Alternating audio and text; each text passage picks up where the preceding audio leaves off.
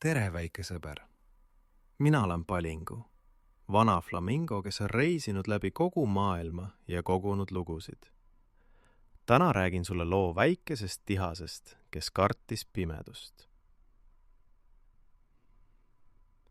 Kõrgel vanas kuuses elas väike tihase pere. Seal oli ema, isa ja nende tütar Tiina.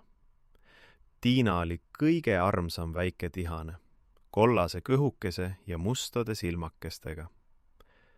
Tihase tüdruk armastas päeva. Ta armastas päikest ja valgust. Ta armastas lennata oksalt oksale ja vaadata, kuidas maailm särab.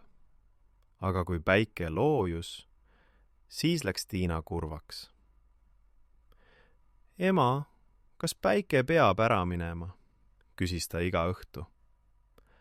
Jah, kullake, ütles ema. Päike läheb magama, et homme jälle särada. Aga miks peab tulema pimedus? Küsis Tiina.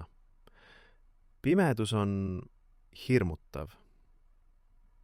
Tiina ei öelnud seda kellelegi, aga ta kartis pimedust väga. Kui pesa läks pimedaks, siis ta nägi varje. Ta kuulis helisid. Kõik tundus teistsugune ja hirmutav. Ühel õhtul oli Tiina eriti hirmul. Tuul puhus ja pesa kiikus. Varjud tantsisid seinal. Ema, hüüdis Tiina, seal on midagi. Ema tuli tema juurde. Kus, kullake? Seal, seinal, see liigub. Ema vaatas. See on oks. Tuul liigutab oksa ja tekib vari. Aga see näeb hirmutav välja, sosistas Tiina. Ema istus tema kõrvale. Tiina, kas ma räägin sulle ühe saladuse? Mis saladuse? Pimedas toas on täpselt samad asjad, mis valguses. Mitte midagi ei tule juurde, ainult valgus läheb ära. Tiina mõtles. Täpselt samad asjad. Jah, see sein on sama sein, see oks on sama oks.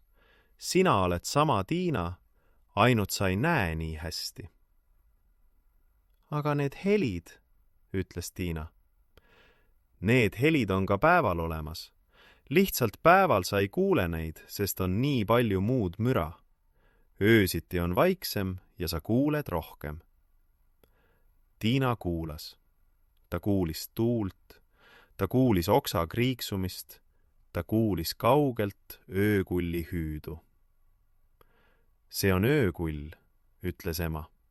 Ta tervitab ööd. Kas ta ei karda pimedust? Küsis Tiina. Ei, öökull armastab ööd. Tema jaoks on öö sama turvaline nagu meie jaoks päev. Tiina mõtles selle üle. Öökull ei karda pimedust. Pimedus on tema kodu. Ema, aga mis siis, kui ma ikkagi kardan? Küsis Tiina vaikselt. Ema kallistas teda. Siis on see okei.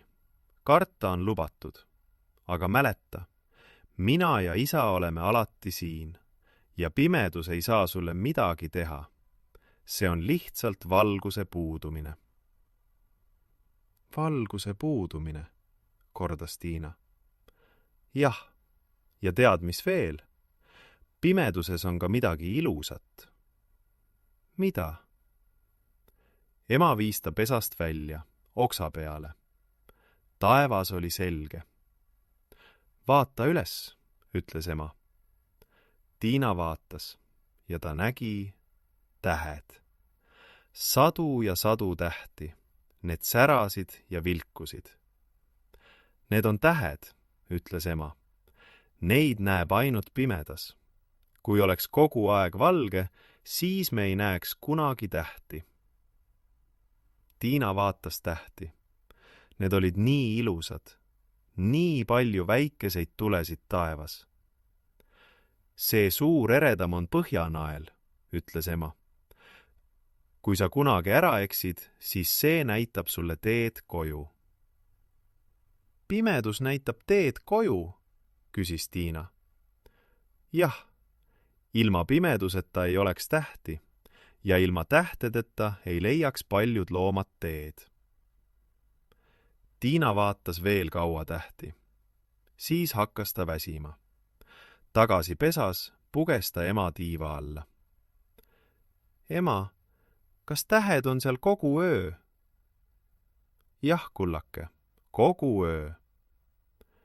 Siis ma ei ole pimedas üksi, ütles Tiina. Tähed valvavad. Ema naeratas. Täpselt nii. Tähed valvavad ja mina ja isa ka.